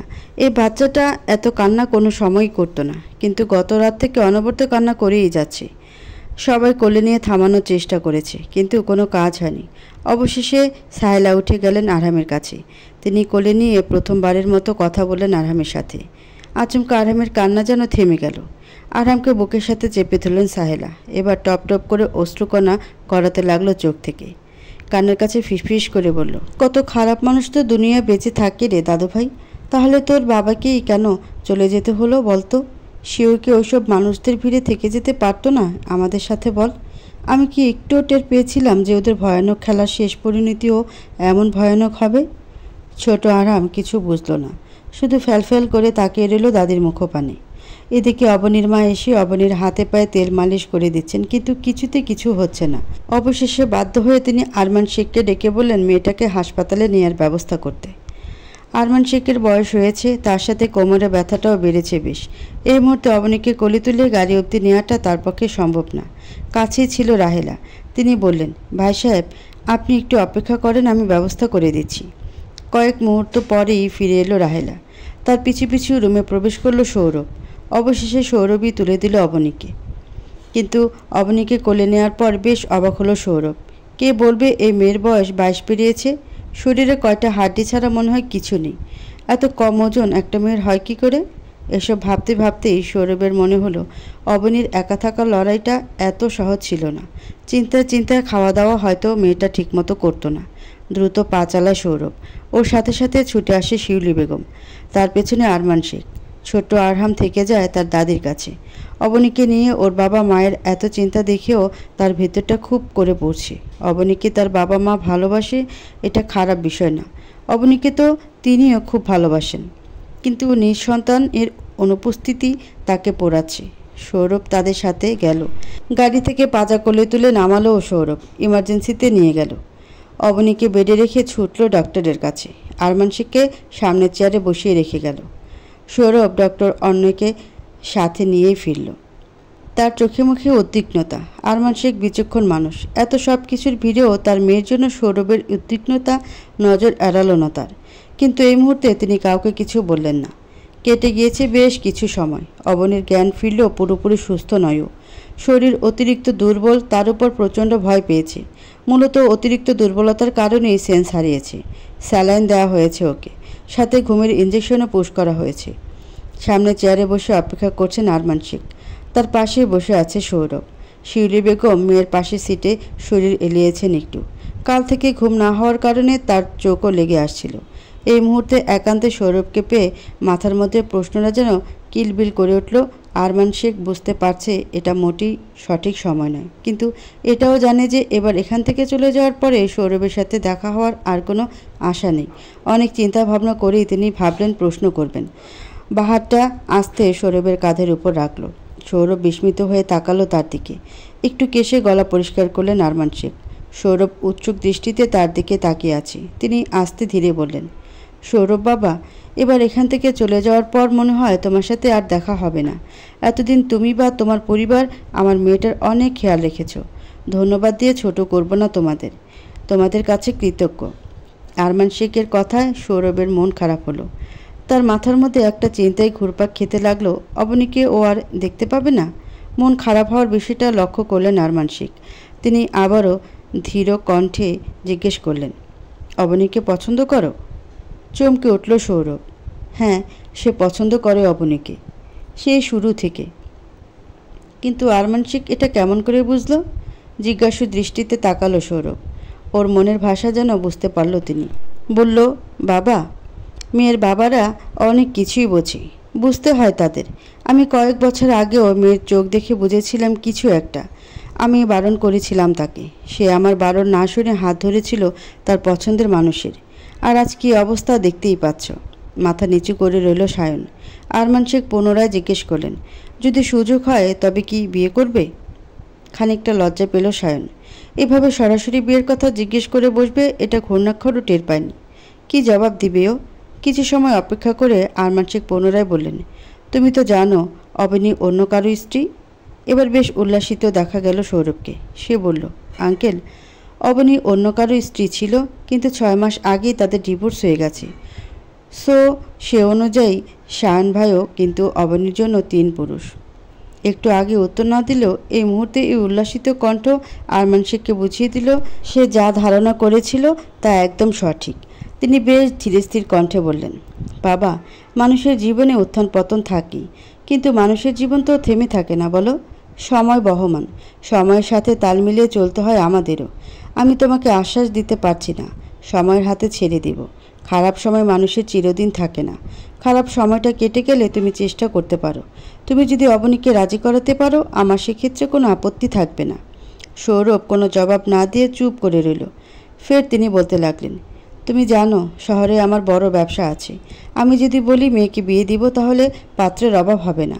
আমার মেয়ে বিবাহিত বা তার একটা সন্তান আছে, এগুলো কোনো সমস্যা হবে না, কারণ তাদের মূল লক্ষ্য থাকবে আমার টাকা পয়সা সম্পত্তি এগুলোর উপর। অবনী ছাড়া আর কোনো সন্তান নেই আমাদের। আমাদের পরে সব কিছুর অধিকার ওর। কিন্তু আমি চাচ্ছি না কেউ টাকার লোভে আমার মেয়ের পাশে থাকুক। আমি চাই এমন একজন মানুষ ওর পাশে থাকুক যে কিনা মন থেকে ভালোবেসে থাকবে, যত্ন নিবে ওর। আঙ্কেল, আপনি সম্পূর্ণ ভরসা করতে পারেন, তার কোনো অযত্ন আমি হতে দেব না। কিন্তু সে কি রাজি হবে? আমাদের কাছে প্রিয় মানুষ তারাই হয় যারা অসময়ে আমাদের পাশে থাকে, আগলে রাখি। আমি এত কিছু ভেঙে বলতে পারবো না। আশা করি তুমি বুদ্ধিমান মানুষ। সৌরভ কথা বলল না, কিছুটা লজ্জা পেয়ে মাথা চুলকালো। এমন সময় ডাক্তারকে আসতে দেখা গেল। কথার সমাপ্তি হলো এখানে। দুজনেই এগুলো ডক্টরের দিকে, অবনীকে কখন নিয়ে যেতে পারবে সেই বিষয়ে কথা বলতে। কিন্তু সৌরভের মাথায় তো এখন ভিন্ন চিন্তা। অবনীকে ওই দিনই বাড়িতে নিয়ে আসা হয়েছিল। এরপর 3 দিনের মতো সবাই গ্রামের বাড়িতে ছিল। এরপর কেটে গিয়েছে আরও 5 মাসের বেশি। সাহেলাকেও সাথে করে নিয়ে এসেছে অবনী। কিন্তু সাহেলা এভাবে অন্য মানুষের বাসায় থাকতে পারবে না জানিয়েছি। কিন্তু অসময়ে সাহেলার করা আদর সাহায্য কোনোটাই ভোলেনি অবনী। সে সায়নদের আগের ফ্ল্যাটটা ভাড়া দিয়ে অবনীদের বাড়িতেই 3 তলার একটা ফ্ল্যাটে উঠিয়ে দেন। মাসে মাসে পে করে দিবে সাহেলা। কিন্তু অবনীর সুবিধা হয়েছে, সকাল সন্ধ্যা গিয়ে দেখাশোনা করতে পারে সাহেলারও। সাহেলার শরীরও এখন আর ভালো চাচ্ছে না। অবনী পড়াশোনাটা আবার ভালোভাবে শুরু করেছে। সারা সকাল শিউলি বেগম তার মাঝে মাঝে সাহেলা মিলে রাখে আরহামকে। অবনী ভার্সিটিতে যাওয়া শুরু করেছে। অবনী বাসায় ফেরার পর থেকে অবনীর বুকের সাথে মিশে থাকে একদম। এভাবেই সময় কাটছিল। ঢাকায় চলে আসার এতদিন হলেও সৌরভের সাথে যোগাযোগ আছে অবনীর। তাদের সাথে রক্তের সম্পর্ক না থাকলেও রয়ে গেছে আত্মার সম্পর্ক। ওই বাড়ির প্রতিটা মানুষ অবনী দুঃসময়ের পাশে থেকেছে, যতটুকু পেরেছে সাহায্য করেছে। অবনী কৃতজ্ঞ তাদের প্রতি। মিষ্টি কল দেয় মাঝে মাঝে, সেখানে কথা হয় রাহেলার সাথে। সৌরভও হোয়াটসঅ্যাপে কল দেয় প্রায়।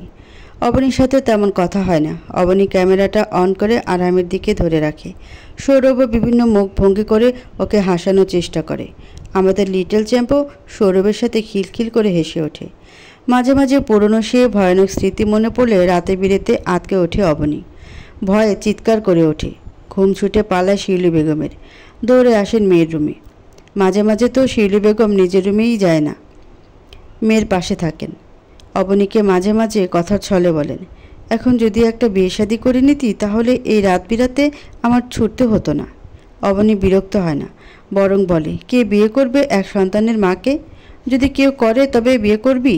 এ কথার জবাবে উত্তর দেয় না অবনী। দিনগুলো এভাবে কেটে যাচ্ছিল। কিন্তু এর মধ্যে অবনীর মাথায় যুক্ত হয়েছে এক নতুন চিন্তা। ও শুনেছে অনেক বাচ্চার 10-11 মাস হলে মা বাবা দাদি এসব বুলি আওড়ায় আদো বুলিতে।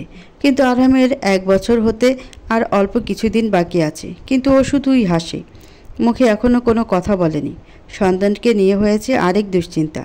অবনী সারাদিন মা মা বলতে থাকে ওর সামনে, যেন শুনে শুনে মা নামক মধুর বুলি আয়ত্ত করতে পারে, কিন্তু কাজ হয় না। ডক্টরের পরামর্শ নেওয়ার চিন্তা ভাবনা করেছে অবনী। এর মধ্যে একদিন ভার্সিটিতে যাওয়ার জন্য তৈরি হচ্ছিল। হঠাৎ করে অবনীর ফোন বেজে ওঠে। স্ক্রিনে চোখ বোলাতেই দেখতে পায় সৌরভের নাম্বার থেকে কল এসেছে। হিজাবে পিনগুলো লাগিয়ে দ্রুত হাতে ফোন রিসিভ করলো অবনী। ওপাশ থেকে সৌরভের বেশ আনন্দিত কণ্ঠ শোনা যাচ্ছে। অবনী, আসলে তোমাকে একটা গুড নিউজ দিতে চেয়েছিলাম। তাই নাকি? কি হয়েছে? আমার ঢাকায় ট্রান্সফার হয়ে গেছে। আঙ্কেল তো তোমাদের বাসার অ্যাড্রেস দিয়েছিল। তোমার বাসা থেকে অফিস বেশি দূরে না। বাহ, ভালো তো, তাহলে তো মাঝে মধ্যে বাসায় আসাই যাবে। ইয়ে মানে আসলে। আরে কি হয়েছে, এমন করছেন কেন? Anything wrong? না মানে সাহেলা আন্টির সাথে কথা হয়েছে আমার, কালকে জয়েনিং আমার। আমি নতুন বাসা না নেওয়া অবধি মনে হয় সেখানেই থাকতে হবে। যদি সেখানে আসি আপনাদের সাথেও দেখা হয়ে যেতে পারে। সে তো খুব ভালো কথা। আচ্ছা ভাইয়া, আমি ভার্সিটিতে যাব তো, দেরি হয়ে যাচ্ছে। আপনি আসলে বিকেলে কথা হবে আমাদের। অবনী ফোন কেটে দিল। ওখানে হতভম্ব হয়ে বসে রইল সৌরভ। নিজেকে এই মুহূর্তে শ্রেষ্ঠ বোকা শ্রেণীর এক সদস্য বলে মনে হচ্ছে। ও ঢাকা যাবে তো ভালো কথা, ও কেন অবনীকে ফোন করে সেটা জানাতে গেল? এটার কি কোনো প্রয়োজন ছিল? ছিল না। শুধুমাত্র মনের ইচ্ছেকে প্রাধান্য দিতে গিয়ে। মেয়েটা কী মনে করলো কে জানে। যাই হোক, এখন নিজের সব কিছু গোছগাছ করতে হবে, তাই সেদিকে পা বাড়ালো। সৌরভ ঢাকায় পৌঁছেছে বিকেলের মধ্যেই। সাহেলা তো সৌরভকে দেখে ভীষণ খুশি হয়েছেন। এই ছেলেটাকেও ছোটবেলা থেকে খুব ভালোবাসত তিনি। বান্ধবীর ছেলে বলে কথা, নিজের ছেলের মতো আদর করত। সৌরভের বাসায় উপস্থিতিতে ঘরটা যেন পূর্ণ পূর্ণ লাগছে তার, নয়তো তার ঘরটা ইদানিং সবসময় ফাঁকা ফাঁকা লাগে। সাহেলার সাথে বসে একসাথে লাঞ্চ সেরেছে সৌরভ। এরপর ড্রয়িং রুমে বসে কতক্ষণ ফোন স্ক্রল করেছে। সাহেলা অবনীদের বাসায় গিয়েছে আড্ডা দিতে, সৌরভকে রেস্ট নিতে বলে গেছে। কিন্তু ওর তো এই মুহূর্তে সময় একদম কাটছে না।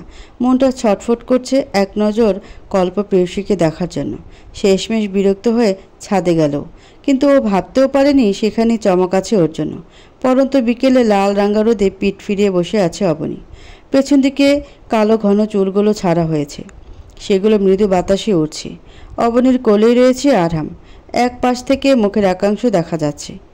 হেসে এসে আরহামকে কিছু বলছে। গোধূলি রাঙা বিকেলে মায়াবিনীকে ভীষণ মায়াবতী লাগছে সৌরভের। সৌরভ ধীরে ধীরে সামনে এগোয়, গিয়ে দাঁড়ায় অবনীর সামনে। হুট করে সৌরভকে সামনে দেখে চমকে যায় অবনী, উঠে দাঁড়ায় বসা থেকে। সৌরভ বলে ওঠে, আরে ম্যাডাম, ব্যস্ত হবেন না, বসুন বসুন। ও, আপনি যে আসবেন আমি তো তা একদম ভুলেই গিয়েছিলাম। সৌরভ হাত বাড়াতে এক প্রকার ওর কোলে ঝাঁপিয়ে পড়ে আরহাম, যেন কতদিনের চেনা। আরহামকে কোলে নিয়ে ওর সাথে একটু দুষ্টুমি করতে করতে অবনীর সাথে কথা বলছিল। হঠাৎ আরহাম সৌরভের চুল ধরে টানতে শুরু করে। সৌরভ ওর হাত সরাতে বলে, আহ বাবা, কি করছো তুমি? ব্যথা পাচ্ছি তো। হঠাৎ আরহামের কি হলো কে জানে, ও ওর হাতটা চুল থেকে সরিয়ে নিল। তারপর আদো আদো বলিতে একবার বা বা বলল। অবনীও তাকানো ছিল ছেলের মুখের দিকে। এই প্রথমবারের মতো একটা শব্দ বলেছে ছেলে। বাচ্চা প্রথম কথা বললে সেই বিষয়টা অনেক খুশির হয়ে থাকে অবনীর জন্য ও হয়তো, কিন্তু ওর চোখের কোন অশ্রুকণায় ভরে উঠল। বাবা মানুষটা যে আর নেই, আর বাচ্চাটা কি না সে বলেই জীবনে প্রথম আওড়ালো। অবনীরও কষ্ট হচ্ছে এই মুহূর্তে। সব বাচ্চারা যখন বাবা বলে ডাকবে, আরহাম তো বাবা বলে ডাকলেও আর কোনোদিন বাবা ফিরে আসবে না। বাবা সন্তানের জীবনে বটছায়া হয়ে থাকে, কি ভুলের মাসুল ছোট বাচ্চাটা দিবে? চিন্তা করতে করতে ফুপিয়ে কেঁদে উঠল অবনী। সৌরভ হয়তো বুঝতে পারল অবনীর কান্নার কারণ, কিন্তু অবনী কান্না আড়াল করার জন্য ওড়নার কোনা দিয়ে মুখ মুছল। কান্না আড়াল করলেই কিন্তু দুঃখ আড়াল করা যায় না অবনী। দুঃখগুলো ভেতর থেকে কুড়ে কুড়ে খায় আমাদের, সারা জীবন তারা করে বেড়ায়। তবে আমরা যদি চাই এই দুঃখগুলো থেকে মুক্তি পেতে কিছু করতে পারি কি বলো? অবনী তাকালো সৌরভের দিকে। সৌরভ কেমন যেন দৃষ্টিতে তাকিয়ে আছে অবনীর দিকে। সেই দৃষ্টিতে ছিল একরাশ অনুরোধ। দু চোখ যেন খুব করে কিছু বলতে চাচ্ছে। কেঁপে উঠল অবনী। কোনো পুরুষ যদি কোনো নারীকে পছন্দ করে, তার চোখের দিকে কয়েক সেকেন্ড তাকিয়ে থেকে সে ভালোবাসার কথা বুঝতে পারার মতো ক্ষমতা একজন নারী রয়েছে। অবনীও যেন বুঝতে পারল সৌরভের মনের কথা, বুঝেও না বোঝার ভান করলো।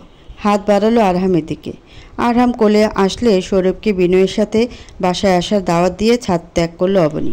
এভাবে হুট করে সৌরভের সামনে থেকে কেন চলে আসলো অবনী? ও কি সৌরভের সামনে থেকে পালাতে চাইছে? কিন্তু কেন পালাতে চাইছে? ও যা ভাবছে তা যদি সত্যি হয়, তার জন্যই পালাচ্ছে। নিজের কাছে নিজেই প্রশ্ন করলো অবনী। এদিকে ছাদের কার্নিশ ঘেঁষে হেলান দিয়ে বসে পড়ল সৌরভ। নিজের ওপর নিজে বিরক্ত। কিছু বলতে গিয়েও কেন কিছু বলতে পারছে না।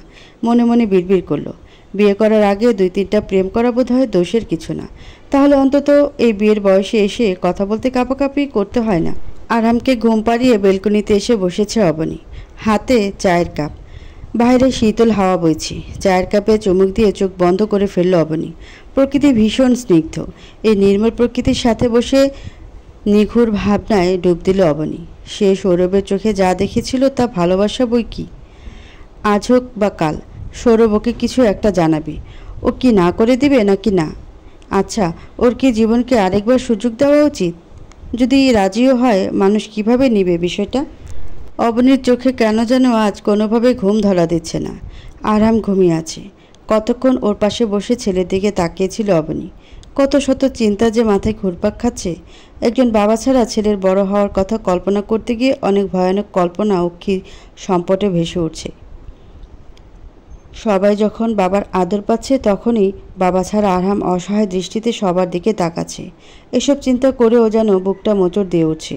লাইফে আর নতুন কাউকে না চাওয়া অবনীরও মন বলছে জীবনকে নতুন করে সুযোগ দেওয়া উচিত। কিন্তু পরিবার, সমাজের কথা ভেবে আবার পিছপা হচ্ছেও। রুমের এই মাথা থেকে ও মাথা পায়চারি করছিল। হঠাৎ দরজায় টোকা পড়ল। অবাক হলো অবনী। এত রাতে আবার কে দরজায় টোকা দিল? জিজ্ঞেস করতেই ওপাশ থেকে ভেসে আসলো আরমান শেখের গলা। অবনী দেরি না করে ব্যস্ত পায়ে গিয়ে দরজা খুলল। আরমান শেখ চিন্তিত মুখে দাঁড়িয়ে আছে অবনীর সামনে। অবনী জানতে চাইল, কি হয়েছে বাবা? আমি তোর সাথে কিছু কথা বলতাম রে মা। হ্যাঁ বাবা, বলো না। তুই আগে শান্ত হয়ে বসতো, তারপর সব কথা হবে। বাবা মেয়ে টুল পেতে বসলো বেলকনিতে। আরমান শেখ কিছু সময় চুপ থেকে নিজেকে ধাতস্থ করলেন। তারপর ধীরে ধীরে মেয়েকে বোঝাতে শুরু করলেন, মানুষের জীবনে সুখ দুঃখ উত্থান পতন আসেই। তাই বলে জীবনকে থামিয়ে দিলে তো হবে না। সামনের দিকে অগ্রসর হতে হবে। পেছনের দিকে বারবার ফিরে ফিরে তাকালে আমরা আর কোনোদিন সামনে এগিয়ে যেতে পারবো না। তাই আমাদের সবার উচিত অতীতকে না ভুলে গিয়ে অতীত থেকে শিক্ষা গ্রহণ করে ভবিষ্যতে সেরকম কোনো ভুল পুনরায় না করা। আরমান শেখ একসময় মেয়ের উপর রাগান্বিত থাকলেও মেয়েটা তো তার বড্ড আদরের। সব রাগ অভিমান ভুলে গিয়ে চিন্তা করছেন মেয়েটাকে এখন একটা সুস্থ স্বাভাবিক জীবন ফিরিয়ে দেওয়ার জন্য। অবনী নিজেও বেশ দ্বিধা দ্বন্দ্বের মধ্যে ভুগতেছিল। অবশেষে বাবা যখন বোঝালো, তখন দ্বিধা কাটল। তবুও বাবার কাছে বলল, বাবা, আমি রাজি হতে পারি, তবে আমার জীবনে আরও একজন গুরুত্বপূর্ণ মানুষ আছে। আমি তার থেকে অনুমতি নিতে চাই। সে যদি অনুমতি দেয় তবেই আমি এই বিয়েটা করতে পারবো। সে কে? তোর মা? না বাবা, আমার দ্বিতীয় মা, সাহেলা পারভিন। সে আমার জন্য যা করেছে আমি কোনোদিনও তা ভুলতে পারবো না। আমার জীবনের গুরুত্বপূর্ণ সিদ্ধান্ত নেওয়ার আগে তারও অনুমতি প্রয়োজন মনে হচ্ছে আমার কাছে। হ্যাঁ, কোনো সমস্যা নেই, অবশ্যই অনুমতি নিবি তুই। কিন্তু যাই করিস না কেন, সঠিক সিদ্ধান্তটাই নিবি আশা করি। বাপ মেয়ের কথোপকথন শেষ হলে আরমান শেখ চলে যান নিজ কক্ষে। অবনী সেখানে বসেই ভাবনা সাগরে ডুব দেয়। পরের দিন সকালে নাস্তা বানিয়ে ট্রে হাতে নিয়ে সাহেলার ফ্ল্যাটে যায়। দরজা নক করে দাঁড়িয়ে থাকে কিছু সময়। এরপর ভেতর থেকে দরজা খোলার আওয়াজ হয়। দরজা খুলতে অবনী বলতে নেয়, মা, নাস্তাটা নেন, দেরি হলো। কিন্তু কথা শেষ করে সামনে তাকিয়ে দেখে সেখানে সাহেলা নয়, বরং সৌরভ দাঁড়িয়ে আছে। লজ্জা পায় অবনী, মাথা নিচু করে রাখে অবনী। হঠাৎ গালগুলো কেমন লাল আভায় ছেয়ে গেছে। বিষয়টা নজরে এড়ায় না সৌরভের। সৌরভও আর একটু খুঁচিয়ে দিয়ে বলল, আরে তুমি তো জানতে না দরজায় আমি, তাতে এত লজ্জা পাওয়ার কি আছে? অবনী এবারও মাথা তোলে না। খটকা লাগে সৌরভের। সৌরভ ওকে ভেতরে ঢুকতে না বলে দরজার সামনে বুকে আড়াআড়িভাবে হাত বেঁধে হেলান দিয়ে দাঁড়ায়। কিছু সময় কি যেন একটা ভাবে। অবনী ধীর কণ্ঠে বলে, আমাকে ভেতরে যেতে দিন। অবনীর কথাকে তোয়াক্কা না করে উত্তেজিত কণ্ঠে সৌরভ বলে ওঠে, এই পেয়েছি। এই ওয়েট অবনী, এই মিরাক্কেলটা ঘটল কিভাবে বলো তো? অবনী যেন নত মস্তকটা আরেকটু নত করে। সৌরভ যে আসল বিষয়টা বুঝে গিয়েছে তা টের পেল অবনী। অবনীর বয়সটা এখন আর সেই কিশোরীতে আটকে নেই যে লুকোচুরি প্রেম চলবে। সে স্বীকারোক্তি দেয় ভঙ্গিতেই বলল, সব কিছু নিয়ে রাতে চিন্তা করেছি, তারপর বাবা বলেছে। বুকে হাত দিয়ে জোরে জোরে শ্বাস ফেলে সৌরভ। তারপর অবনীকে ভেতরে ঢুকতে বলে নিজে নিজে বলতে থাকে, থ্যাঙ্কস গড, এভাবে আমি তোমাকে জীবনেও বলতে পারতাম না। তুমি নিজে থেকে বুঝেছো, এটা তো আমার রাজ কপাল। অবনী কথা না বলে চুপচাপ ডাইনিংয়ে চলে গেল। সাহেলা তখন ফ্রেশ হয়ে আসছিলেন। দেখা হয়ে গেল অবনীর সাথে। অবনী সাহেলাকে বসিয়ে প্লেটে খাবার তুলে দিল। তারপর সাহেলা সৌরভকে ডাক দিলে তাকেও খাবার তুলে দিল। সাহেলা পাশে বসিয়ে ওকে একটু খাইয়ে দিল। খেতে খেতে অবনী সাহেলাকে বলতে লাগলো, তোমার সাথে একটু কথা ছিল। মুচকি হাসে সাহেলা। তাকে গত রাতেই ফোন করেছিল অবনীর বাবা। তিনি এখানে না করার কোনো কারণ দেখতেছেন না। যদি মেয়েটা সুখী হয় তাহলে তাতে তার কোনো আপত্তি নেই। আর ছেলেও তো দূরের কেউ না, তিনিও যখন তখন তার নাতিকে দেখতে পারবেন। খাওয়া শেষে সাহেলার পিছু পিছু তার রুমে যায় অবনী। সাহেলার বিছানায় বসলে তার সামনে ফ্লোরে পা মুড়ে বসে অবনী। তারপর ছোট বাচ্চারা যেভাবে মায়ের কোলে মুখ লুকায় ঠিক সেভাবে সাহেলার কোলে মুখ লুকালো অবনী। তারপর ধীরে ধীরে ওর নেওয়া সিদ্ধান্তের কথা জানালে মাথায় হাত রাখে সাহেলা। মাথা মুছিয়ে দিতে দিতে জানান তার কোনো আপত্তি নেই। অবশেষে সব চিন্তাভাবনা, সব জল্পনা কল্পনার সমাপ্তি ঘটিয়ে অবশেষে রাজি হয় সবাই। সাহেলা সৌরভের বাবা মাকে ফোন দিয়ে গ্রাম থেকে আনান। তাদের মেয়ে অপছন্দ হওয়ার কোনো কারণ নেই। যদিও সৌরভের বাবা একটু দ্বিমত করছিল, কিন্তু ওর মায়ের সামনে সেই নাটুকু আর মুখ থেকে বের হয়নি। এরপর সবাই মিলে ঠিক করে সপ্তাহখানিকের মধ্যেই সব কমপ্লিট করে ফেলবে। অবশেষে সব অপেক্ষার প্রহর পেরিয়ে এসে কাঙ্ক্ষিত দিনটি আসে। অবনী জানিয়েছে কোনো রকম ঝামেলা করা চলবে না, শুধুমাত্র ঘরোয়া আয়োজনের মধ্যেই বিয়েটা সম্পন্ন করবে। কারণ বাইরের মানুষ নানানজন নানান কথা বলবে, সেই সব কটু কথা শুনতে ভালো লাগবে না একদম। এর চেয়ে শুধু নিজের মানুষগুলোর সামনেই কবুল বলে নতুনভাবে জীবনের সূচনা করবে। অবনীর ইচ্ছেতেই মানুষজন দাওয়াত দেওয়া হয়নি, তবুও নিজেদের বিল্ডিংয়ের সব মানুষকে বলা হয়েছে। ছাদে মোটামুটি ডেকোরেশনও করা হয়েছে। এখানেই হবে হলুদ। হলুদ শাড়ি পরিয়ে গহনা পরিয়ে সামনে নানান নকশার ডালা সাজিয়ে স্টেজে বসিয়ে রেখেছে অবনীকে। তার কোলে ছোট্ট হলুদ পাঞ্জাবি পরা আরহাম। দুই মা, হবু শাশুড়ি সবাই মিলে একে একে হলুদ ছোঁয়ালো। অবনীর কেমন যেন একটা অদ্ভুত অনুভূতি হচ্ছে। প্রথমবারের বিয়েটা ছিল ভিন্ন রকম, তখন এরকম অনুভূতির সাথে পরিচয় হয়নি। আজ হচ্ছে অন্য একটা মানুষের নামে হলুদ ছোঁয়াচ্ছে শরীরে। তারপর কালকে কিনা সে মানুষটার ওর ওপর সম্পূর্ণ অধিকার, দায়িত্ব সব অর্পিত হয়ে যাবে। সব খুশিকে ছাপিয়েও মনের মধ্যে যে ভয়টা হচ্ছে তা হলো পরে যদি সৌরভ আরহামকে ভালো না বাসে তখন। বিভিন্ন চিন্তা মাথায় আসতে আরহামকে বুকের মধ্যে চেপে ধরে অবনী। তখনই কেউ কানে কানে ফিসফিস করে বলে, আমরা না হয় আর বেবি নিব না, এটাই আমাদের বেবি, তুমি ভয় পেও না। ঘাড় ঘুরিয়ে পাশে তাকায়ও। পাশে এসে বসেছে সৌরভ। ও কিভাবে মনের কথা বুঝলো মাথায় এলো না অবনীর, কিন্তু সৌরভ যে মনের কথা বুঝতে পেরে ভরসার কথাটা বলল, এতেই যেন স্বস্তি। দেখতে দেখতে রাতটা পেরোলো, সকাল পেরোলো, দুপুর ঘনিয়ে আসছে। শিলু বেগম একটা লাল বেনারসি দিয়ে গেছে, বলে গেছে এটা পরে নিজের মতো করে টুকটাক সেজে নিতে। বাইরের লোক তো আসবে না, শুধু ফ্যামিলির লোক, তবুও বিয়ে বলে কথা। শপিং করে এনেছে সৌরভ নিজেই। অবনীর সাথে সাথে আরামের জন্যও শপিং করেছে। অবনী যেন কোনো বিষয় নিয়ে কষ্ট না পায় সেই বিষয়ে সজাগ দৃষ্টি রাখার চেষ্টা করে যাচ্ছে সৌরভ। বিষয়টা অবনীর কাছে বেশ লেগেছে। দুপুরে নামাজ পড়ে একবারে কাজী সাহেবকে সাথে করে অবনীদের বাসা ঢুকলো সৌরভ। সাথে সৌরভের বাবাও আছে, মাও আছে। এখান থেকে অবনীকে তারা তাদের সাথে করে গ্রামে নিয়ে যেতে চান। খাওয়া দাওয়ার পর্ব শুরু করার আগে বিয়ে সম্পন্ন করতে চান। যখন কবুল বলতে বলা হলো তখন পাশেই দাঁড়িয়ে ছিল ভাবি শাশুড়ি মা। প্রথমবার তো ভালোবাসার মানুষকে পাওয়ার খুশিতে তরতর করে কবুল বলে ফেলছিল, কিন্তু এবার বিয়েটা হচ্ছে সম্পূর্ণ ভিন্নভাবে। এখানে জড়িয়ে আছে অনেক কিছু, তাই কবুল বলতে গিয়েও চুপ করেছিল অবনী। তখন পাশে থাকা হবু শাশুড়ি শক্ত করে এক হাত চেপে ধরে রেখেছিলেন, মাথায় হাত দিয়ে আশ্বাস দিচ্ছিলেন, বলছিলেন চিন্তা করো না, তোমার কোনো অযত্ন আমি করব না। আমার ছেলেটাকে তো জানোই। অবনীর ওই মুহূর্তে নিজেকে সবচেয়ে বেশি ভাগ্যবান মনে হচ্ছিল। চোখ বন্ধ করে বলে ফেলল সেই কাঙ্ক্ষিত শব্দ, যার মাধ্যমে সে গ্রহণ করে নিল অন্যের ঘরেণী হওয়ার দায়িত্ব। সে মানুষটাই আজ তার স্বামী, যে কিনা তার জীবনে বয়ে চলা ঝড়ের সময় বন্ধু হয়ে ভরসার হাত বাড়িয়েছিল। কথায় বলা হয়ে থাকে, অসময়ের বন্ধুই প্রকৃত বন্ধু। সে মানুষটাকে আর হারাতে চায় না অবনী। এদিকে সৌরভ তো মহা আনন্দে আছে। সে বিয়ের পর থেকে আরামকে কোলে নিয়ে বসে আছে, খাচ্ছে ও কোলে নিয়ে। সাহেলা আরামকে নিতে চাইলে নাকচ করে দেয় সৌরভ। সাহেলা বলে, ওকে নিয়ে সমস্যা হচ্ছে তো। সৌরভ টকাট গলায় জবাব দেয়, আমার ছেলে আমি রাখতে পারবো, আমার ওকে নিয়ে কোনোদিন কোনো সমস্যা হবে না আন্টি, শুধু একটু দোয়া করবেন আমাদের জন্য। সাহেলার চোখ ছলছল হয়, আঁচলের কোণ দিয়ে চোখ মোছেন। আসলে সাহেলা নিজেও জানে না কেন কান্না করছে। হয়তো এই জায়গায় তার ছেলের কথা মনে পড়ছে, অথবা তার আদরের নাতিটা বটগাছতুলো ছায়া পেয়েছে সেই খুশিতে। তার চোখের জলের কারণ অজানাই রয়ে গেল। শুধু মন ভরে দোয়া করলেন ওদের সংসার জীবনটা যেন সুখের হয়।